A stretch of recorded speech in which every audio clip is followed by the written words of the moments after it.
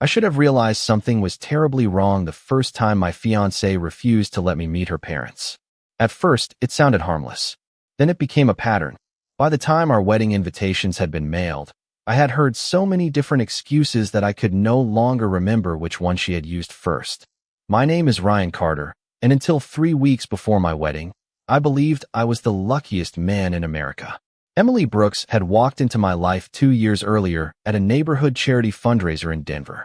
She was intelligent, warm, funny, and had the kind of smile that made every room seem brighter. We built our relationship the old-fashioned way. Weekend road trips through the Rockies. Sunday mornings making pancakes in my apartment. Long conversations about our future while sitting on the back porch with coffee long after the sun had disappeared behind the mountains. When I proposed during a weekend getaway near Estes Park, she cried before she even answered. I took that as the happiest yes I had ever heard. Planning the wedding felt surprisingly easy. We agreed on almost everything, from the venue to the music to the flowers. My parents adored Emily from the very beginning. My younger sister treated her like the sister she had always wanted.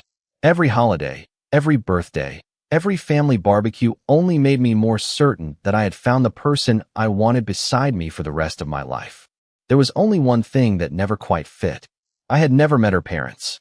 The first time I asked, Emily smiled and squeezed my hand across the dinner table. They're very private people, she said. You'll meet them eventually. It sounded reasonable. Families were different. Mine happened to be loud and constantly together. Maybe hers wasn't. A few months later, I asked again while we were choosing paint colors for the house we planned to buy after the wedding. She hesitated for just a second before answering. Dad's traveling for work almost all year. Mom hates flying. It's complicated. Again, I accepted it. Love has a strange way of convincing you that every missing puzzle piece will eventually find its place. But as the months passed, the answers kept changing. Sometimes they lived out of state. Sometimes they were dealing with health issues. Sometimes they preferred staying away from social events. Once she even laughed and said, "Trust me, you aren't missing much." She always said it with such confidence that questioning her made me feel guilty, as if I were invading something deeply personal. Then one evening, while we sat together reviewing the guest list for our wedding, I noticed 2 empty spaces where her parents' names should have been. I looked up from the notebook. We still need to add your mom and dad. Emily didn't even glance down. She quietly crossed out the blank line with her pen. Don't worry about them. I frowned. What do you mean? She continued organizing the seating chart as though we were discussing table linens instead of her own family. They won't be coming. I waited for an explanation, but none came. They already told you no? I asked. No, she answered calmly. I didn't invite them. I stared at her, convinced I had misunderstood. You didn't invite your parents to your own wedding? She finally looked at me and offered a soft smile that somehow felt rehearsed. Ryan, it's better this way. They wouldn't have come anyway. The room suddenly felt much quieter than before. I wanted to ask why. I wanted to understand what kind of relationship could lead someone to leave their own parents off the guest list without even telling them. Instead, she reached across the table, held my hand, and said, "Please trust me. This is one part of my life I'd rather leave behind." I nodded because I loved her. But that night, long after Emily had fallen asleep beside me, I lay awake staring at the ceiling, replaying every conversation we'd ever had about her family. For the first time since we met, I couldn't shake the feeling that I wasn't simply missing part of her story. I was being kept away from it on purpose. Over the next few days, I tried to convince myself that I was overthinking everything. Weddings were stressful. Families were complicated. Everyone carried old wounds they did not always want to reopen. That was what I kept telling myself every morning as I drove to the construction site where I worked as a project manager, and every evening as I returned to the townhouse Emily and I had begun filling with wedding gifts and unopened boxes. Yet the harder I tried to dismiss the feeling, the more small details began demanding my attention. They were not dramatic discoveries. They were tiny cracks that only became visible once I finally stopped looking away. One Saturday afternoon, my mother invited Emily and me over for lunch. As always, the house was full of noise before we even walked through the front door. My father was grilling burgers in the backyard, while my sister argued with my nephew over a baseball game playing on television. Emily smiled politely, hugged everyone, and blended into the conversation with the same effortless charm that had made my family fall in love with her. During lunch, my mother asked the question I had stopped asking. "Honey, have your parents decided whether they might surprise everyone and come to the wedding after all?" Emily took a sip of iced tea before answering without the slightest hesitation. "No, they are spending that weekend at a wellness retreat where phones are not even allowed." My mother nodded sympathetically and changed the subject. Everyone else accepted the explanation without another thought. I forced a smile, but something about the answer bothered me. Just 3 weeks earlier, Emily had told me they never traveled because her mother disliked leaving home. I said nothing. On the drive back, I almost brought it up, but she looked exhausted after another long afternoon of wedding planning, so I let the silence win. The following Tuesday evening, I came home earlier than expected because heavy rain had delayed concrete deliveries at work. Emily was upstairs talking on the phone. I was not trying to listen, but her voice carried through the hallway as I took off my boots. "No, he still does not know," she said quietly. A few seconds later, she laughed softly. "Everything is fine. Just trust me." I froze for a moment. There was nothing unusual about a private conversation, and I had no desire to invade her privacy, but the timing unsettled me. When she noticed my truck in the driveway, through the front window, her voice stopped almost immediately. By the time I reached the bedroom, she had already ended the call and placed her phone face down on the dresser. "You are home early," she said with a smile that seemed just a little too quick. "Rain changed the schedule," I replied. "Who were you talking to?" "One of the bridesmaids," she answered almost instantly. "We were discussing flowers."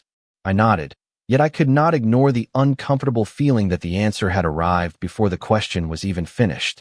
A few days later, we met with our wedding planner to finalize the seating chart. While reviewing family tables, she asked Emily whether she wanted to reserve 2 empty seats in case her parents changed their minds. Emily immediately shook her head. "Please do not leave any empty seats. Fill them if necessary." The planner looked surprised. "Are you sure? Sometimes families reconcile at the last minute." Emily smiled politely. "That will not happen." Her certainty echoed in my mind all evening. It was not sadness. It was not disappointment. It sounded more like preparation.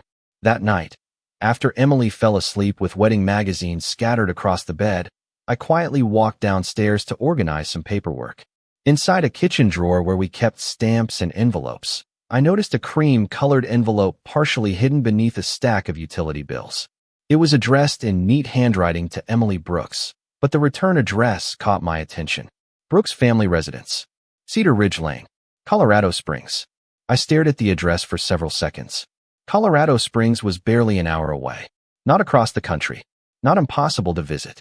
Not unreachable. Before I could think any further, I heard footsteps coming down the stairs. Emily entered the kitchen carrying a glass of water. The moment her eyes landed on the envelope in my hand, the warmth disappeared from her face. She crossed the room faster than I had ever seen her move, gently but firmly took the envelope from my fingers and slipped it into a cabinet. "That is nothing important," she said quietly. "Just old paperwork." I looked at her, waiting for an explanation that never came.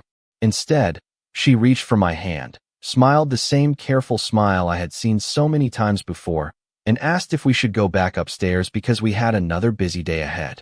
I followed her without another word, but as I lay awake once again listening to the steady rhythm of the rain against our bedroom window, one thought refused to leave my mind. If there was truly nothing to hide, why did every answer seem designed to keep me one step away from the truth? I spent the next 2 days trying to ignore the address I had seen on that envelope, but it stayed in my mind through every meeting, every traffic light, and every quiet moment. Cedar Ridge Lane, Colorado Springs. It was close enough that I could drive there after work and still be home before dinner. The thought made me uncomfortable. I had never wanted to investigate the woman I loved. Relationships were supposed to be built on trust, not suspicion. Every time I reached for my truck keys, I reminded myself that Emily deserved privacy. Every time I decided to let it go, another unanswered question pulled me back. On Friday afternoon, my best friend Nathan Cole stopped by my office to grab coffee before heading home. Nathan and I had known each other since college. He had been the best man I chose without hesitation, and he knew me well enough to notice something was wrong before I even spoke. "You have been staring at that cup for 5 minutes," he joked. "Either the coffee is giving you life advice or something is eating at you." I laughed, but only for a second. Then I told him everything.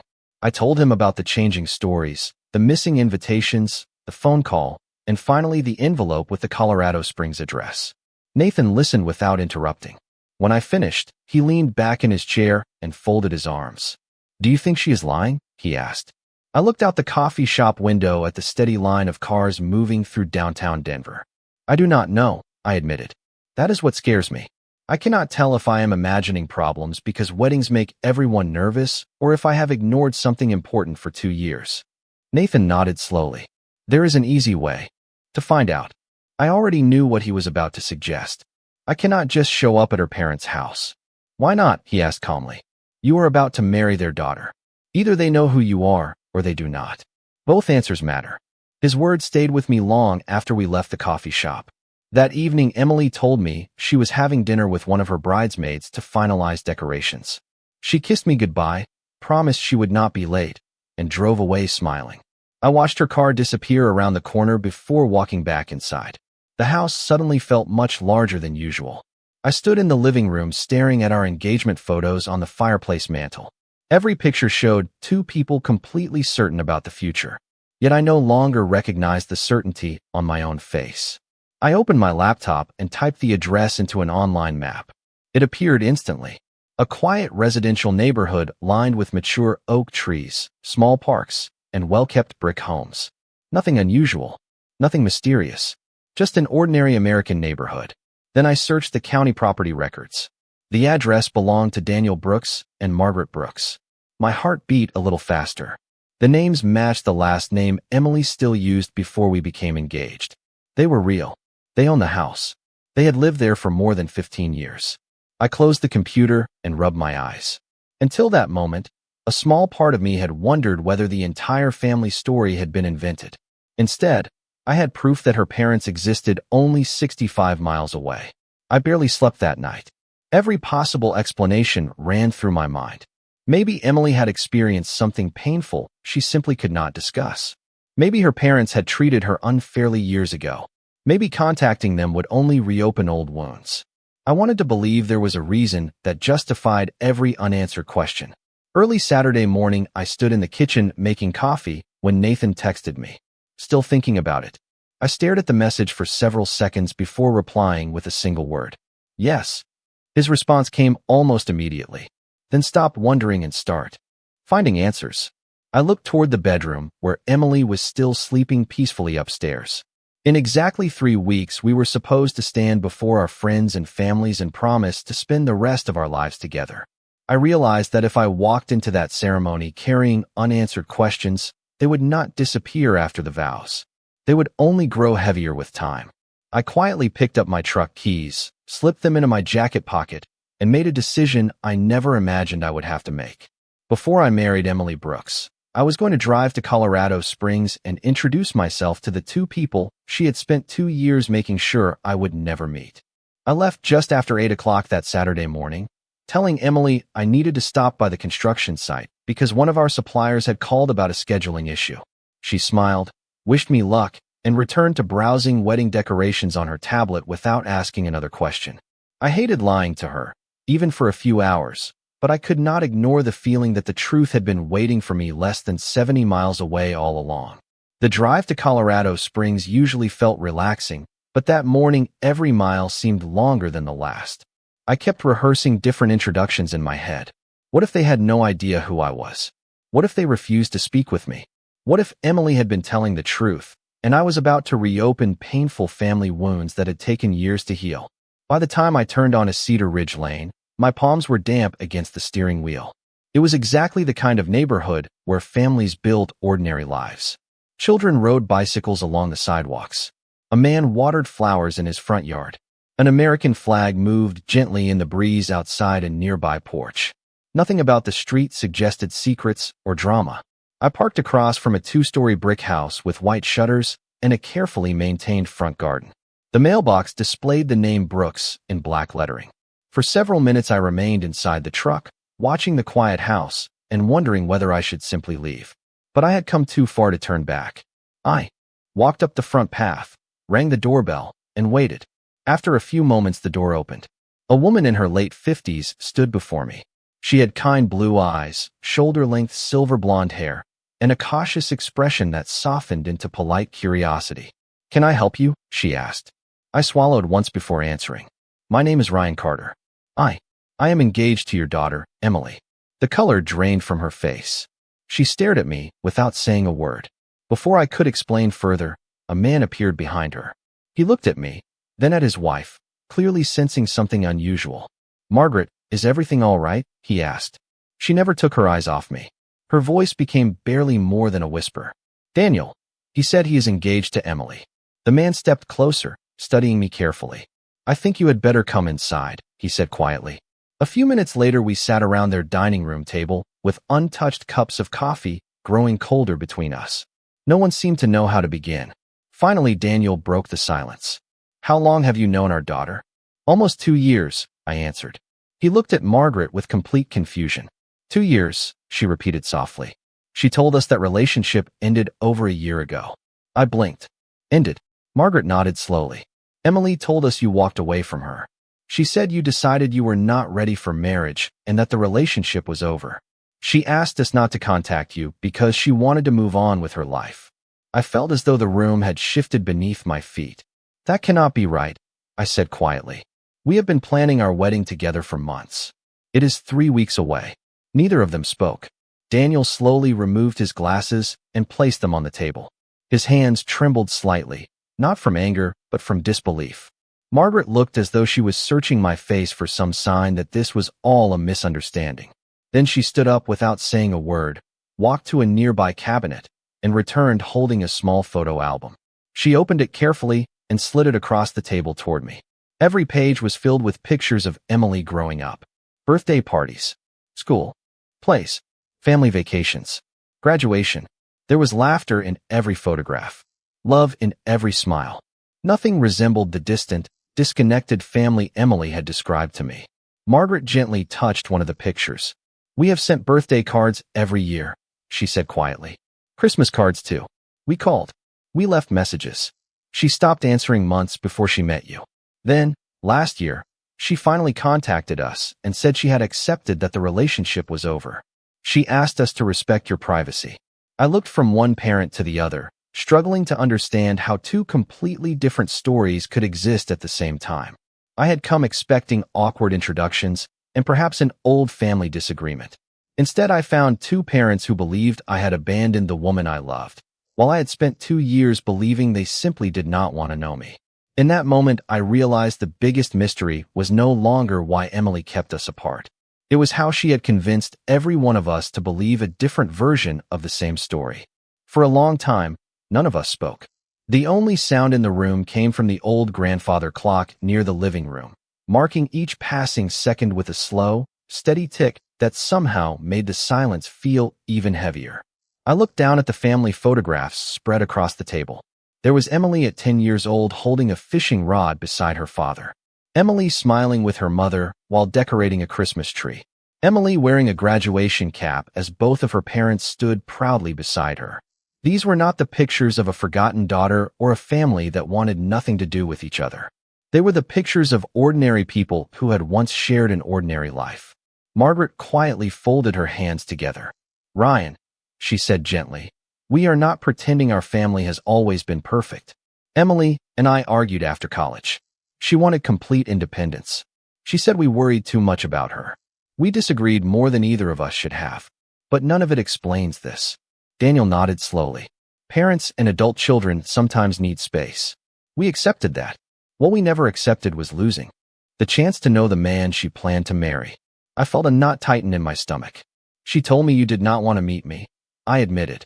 Every time I asked, there was another reason. Work, travel, privacy, health. Then she told me you would not even be at the wedding. Margaret looked genuinely heartbroken. "Ryan, we did not even know there was a wedding." Those words stayed with me longer than anything else that morning. They were not spoken with anger. They carried only disappointment, the kind that settles quietly after hope has been exhausted. Daniel stood and walked toward a bookshelf before returning with a small stack of greeting cards held together by a faded ribbon. He placed them carefully on the table. "These were all returned," he explained. "Birthday cards, Christmas cards, a congratulations card after she got promoted at work. Every one of them came back unopened. I examined the envelopes. Each had the same forwarding label attached. Returned to sender. Unable to deliver.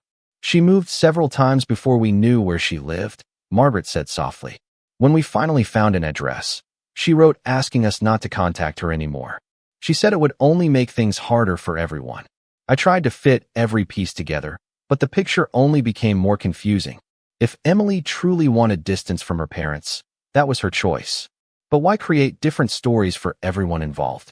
Why convince them that I had left her while convincing me they wanted nothing to do with us? The questions multiplied faster than the answers. Margaret looked at me with quiet concern. May I ask you something? I nodded. Has Emily ever lied to you about anything else? I opened my mouth to answer immediately, but no words came. Instead, small moments from the past began replaying in my mind. Stories about coworkers I had never met. A business trip that was canceled at the last minute without explanation. An old college friend she always promised would visit someday, but somehow never did. None of those moments had seemed important on their own. Now they lined up like scattered puzzle pieces waiting to form a larger image. Daniel seemed to notice the change. In my expression, you are remembering things, aren't you? I slowly nodded. Maybe. I do not know anymore. He sighed deeply. Ryan, we are not asking you to take our side. We are certainly not asking you to end your engagement because of one conversation. We simply believe that marriages deserve honesty. Every marriage does. His words were calm, measured, and impossible to dismiss. Before leaving, I asked one final question that had been lingering in my mind since I arrived. If you knew about me last year, why did neither of you ever try to contact me directly? Margaret offered a sad smile. Because we believed you had made your decision. Emily told us you wanted no further communication. We thought respecting your wishes was the kindest thing we could do. I lowered my eyes, realizing how completely we had all been separated without ever speaking to one another. As I stood to leave, Margaret walked me to the front door. Before I stepped outside, she hesitated. Ryan, she said quietly, whatever happens next, please do not make any decisions today. Emotions can cloud even the clearest facts. Take your time. Find the truth completely. I thanked both of them and walked back toward my truck. The afternoon sun was bright. Children were still riding bicycles along the quiet street, and neighbors continued mowing their lawns as though nothing unusual had happened. Yet everything inside me had changed. I had arrived expecting answers about one hidden relationship. Instead, I was leaving with a far more unsettling realization. Someone had spent years carefully making sure that every person involved believed a different version of the same life, and I still had no idea why. The drive back to Denver felt strangely quiet. I turned off the radio before I had even reached the highway because I could not bear listening to cheerful songs while my thoughts kept circling the same unanswered questions. Every mile gave me more time to think, and the more I thought, the less certain I became about everything I believed I knew. By the time I pulled into our driveway, I had made one decision. I was not going to confront Emily that day, not because I was afraid of the conversation, but because I finally understood what Margaret meant. If different people had been told completely different stories for years, then reacting too quickly would only guarantee another carefully prepared explanation. I needed facts, not assumptions. Emily was already home when I walked inside. She smiled the moment she saw me. How did the construction issue go? She asked while setting 2 dinner plates on the kitchen table. I looked at her for a brief moment before answering. It took longer than I expected, but everything is under control. The words left my mouth more easily than I wanted them to. I had never hidden anything from her before, and now I hated myself for keeping secrets. Yet I also realized she had been doing exactly that for a very long time. We ate dinner while talking about ordinary things. Flower arrangements, music selections, whether my grandparents would need transportation to the ceremony. Emily laughed at one of my terrible jokes, just as she always did. Watching her felt surreal. If I had not visited Colorado Springs only a few hours earlier, I would have believed nothing in our lives had changed. After dinner, she spread several wedding invitations across the dining room table to double-check the guest list. I quietly watched as she reviewed every name. Friends from college, co-workers, my relatives, her cousins, her childhood neighbor. Then she reached the end of the list and calmly closed the folder. There was still no mention of Daniel or Margaret Brooks. Not even an empty space. It was as though they had never existed. Later that evening, Emily stepped outside to take another phone call. I remained inside near the front window, not close enough to hear the conversation, but close enough to notice her expression. She smiled several times. At one point, she looked toward the house before turning away again, lowering her voice. When she finally returned, she slipped her phone into her pocket almost automatically. "Everything all right?" I asked. "Just one of the bridesmaids," she replied without hesitation. I simply nodded. I no longer believed the answer, but I also no longer felt the need to challenge every sentence. Immediately, instead, I began paying attention. Over the next several days, I noticed things I had overlooked for months. Emily never left her phone unattended anymore. Whenever wedding conversations involved family, she redirected them within seconds. If my mother casually mentioned inviting her parents again, Emily smiled politely before steering the discussion toward decorations or catering. She had become remarkably skilled at changing subjects without making anyone feel uncomfortable. Once I recognized the pattern, I could not stop seeing it. On Wednesday evening, Nathan came over to help me organize rental equipment for the reception. While Emily met with the florist in another room, he quietly asked whether I had learned anything. I told him everything that had happened in Colorado Springs. He listened carefully before saying something I had been trying to avoid hearing. "Ryan, if she can separate you from her own parents for 2 years, how many other people are living inside different versions of the same story?" His question stayed with me long after he left. That night, I opened our wedding binder again. I was no longer looking at centerpieces or seating charts. I was studying timelines, dates, conversations, trips. Slowly, I began matching memories with documents, emails, and old calendar entries. Small inconsistencies started appearing everywhere. None of them proved anything by themselves, but together they painted a picture that was becoming impossible to ignore. I realized I was standing at a crossroads. One path led to pretending everything was normal until the wedding day. The other required uncovering every remaining piece of the truth before I promised someone forever. As painful as the search had already become, I knew there was no turning back. Whatever Emily had been protecting, hiding, or running from, I was determined to understand it completely before either of us stood at the altar. The following week unfolded with an almost unsettling sense of normalcy. If someone had walked into our home without knowing what I had discovered, they would have assumed we were simply another happy couple counting down the days until our wedding. Emily continued comparing flower arrangements, confirming catering details, and laughing over playlists with the same excitement she had always shown. I smiled when I was expected to smile, answered questions about tuxedo fittings, and thanked relatives for their generous gifts. On the outside, nothing had changed. Inside, every conversation felt different because I could no longer hear only the words. I found myself listening for what was missing between them. One evening, while Emily was reviewing the final reception schedule, she casually mentioned that she wanted to move one of the guest tables closer to the dance floor.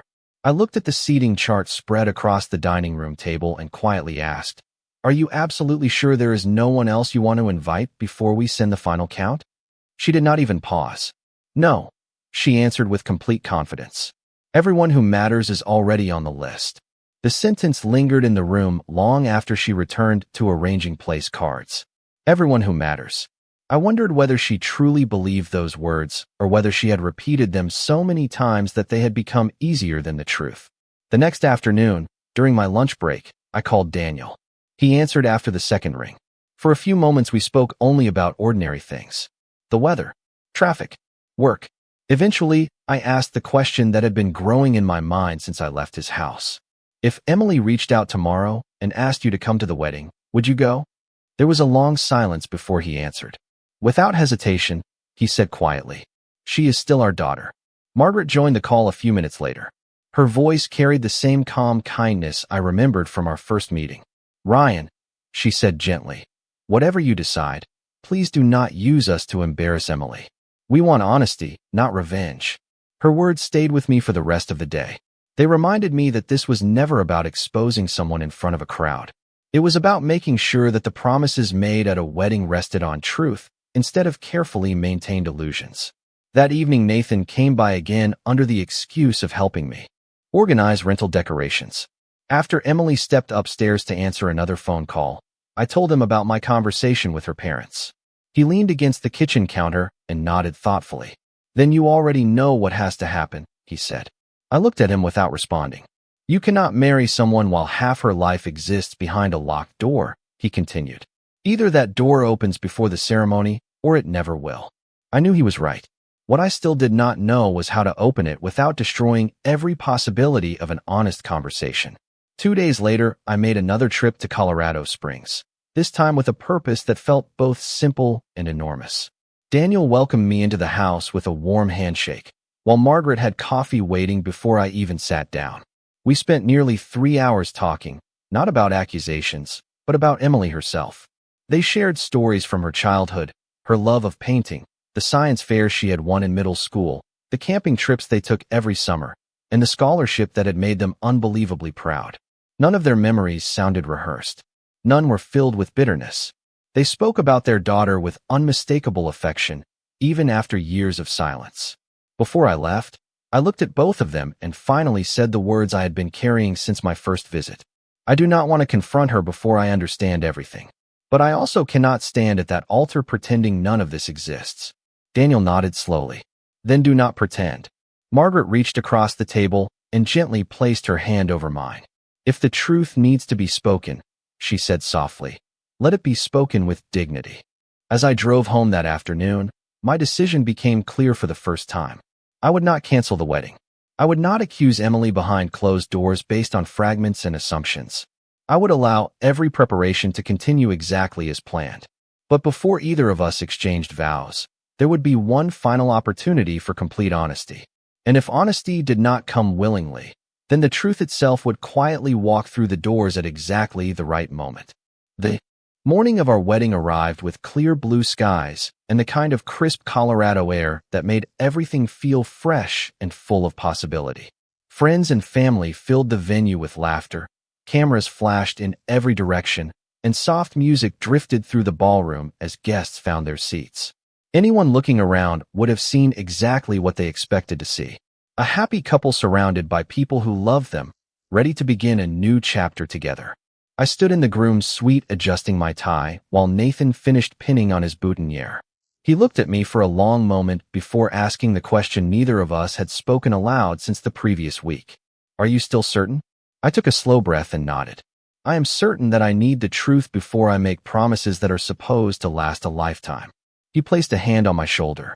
"Then whatever happens today, remember why you are doing this." I thanked him quietly and walked toward the ceremony room. My parents greeted me with smiles and warm hugs. My mother straightened my jacket just as she had done before every important event in my life. "You look nervous," she whispered. I smiled gently. "I think every groom is." She laughed softly, completely unaware of the storm quietly waiting beneath the surface of the day. A few minutes before the ceremony began, I slipped into a small conference room beside the main hall. Daniel and Margaret were already there. They had arrived exactly as we had agreed, dressed formally but simply, wanting nothing more than the opportunity to tell the truth if that moment became necessary. Margaret held a small gift bag in her lap. "We bought this months ago," she said quietly. "We never imagined whether we would ever have the chance to give it to her." Inside was a handwritten letter and a delicate silver bracelet with a tiny blue stone. Nothing expensive, just something parents had chosen with love for their daughter on her wedding day. Seeing that gift affected me more deeply than I expected. It reminded me that behind every unanswered question stood real people whose lives had been quietly separated for years. I looked at both of them and spoke calmly. "Please stay here until I come for you. I still hope she chooses honesty on her own." They both nodded without asking another question. Moments later, the music began. Guests rose to their feet as the ceremony started. Emily appeared at the end of the aisle wearing a beautiful white dress, smiling with the same warmth that had first made me fall in love with her. For a brief moment, I almost convinced myself to forget everything. It would have been so easy to smile, exchange vows, and hope that the missing pieces somehow fixed themselves later. But hope was no longer enough. We reached the front together. The officiant welcomed everyone before beginning the ceremony. His words about trust, commitment, and lifelong partnership echoed through the quiet room. Each sentence seemed to carry greater weight than the last. Then he paused before inviting us to share our personal vows. Instead of opening the folded paper in my pocket, I looked at Emily. She smiled expectantly. I spoke softly enough that everyone leaned forward to hear. Before I promise you the rest of my life, there is one question I need to ask. Her smile faded slightly. Ryan, she whispered. I kept my voice calm. 3 weeks ago, you told me your parents would never be here. You told me they would not come. Did you tell me the truth? The room became completely silent. Emily stared at me without answering. I waited. Several long seconds passed. Finally, she looked down and quietly said, Please, not now. I gently shook my head. If not now, then when? She closed her eyes briefly before opening them again. Ryan, we can talk after the ceremony. I looked at her with sadness rather than anger. No, because after the ceremony we would already be husband and wife. I turned toward the side entrance where Nathan had been waiting. Our eyes met for only an instant before he gave a small nod. A moment later the doors slowly opened. Every guest instinctively turned to look. Daniel and Margaret stepped inside together, walking quietly toward the front of the room. Neither of them appeared angry. Neither hurried. They simply walked with calm dignity, carrying nothing except the small gift bag that had been waiting for their daughter all along. Emily's face lost every trace of color as she looked from them to me. And in that long, silent moment, every carefully separated version of the story finally stood together in the same room. SUA for several seconds, no one moved. The only sound inside the ceremony hall came from the quiet hum of the air conditioning and the faint rustle of guests shifting in their seats, trying to understand what they were witnessing. Emily stared at her parents as though they had stepped out of another lifetime, instead of walking through a pair of wooden doors. Margaret held the small gift bag close to her chest, while Daniel stood beside her with the calm expression of a man who had waited years for a single conversation. Neither of them spoke first. They simply waited. I turned back toward Emily. I never wanted to surprise you like this, I said quietly. I wanted you to tell me the truth before today. I gave you every chance. Tears filled her eyes as she lowered her gaze. When she finally spoke, her voice was barely above a whisper. I did not know how. I nodded slowly. Then help all of us understand now. She looked around the room, then back at her parents. After college, I wanted to prove I could build a life without anyone's help. Every disagreement felt bigger than it really was. Instead of admitting I was hurt, I stopped answering calls. Months became years. Then I met you. She looked directly at me. When you wanted to meet them, I panicked.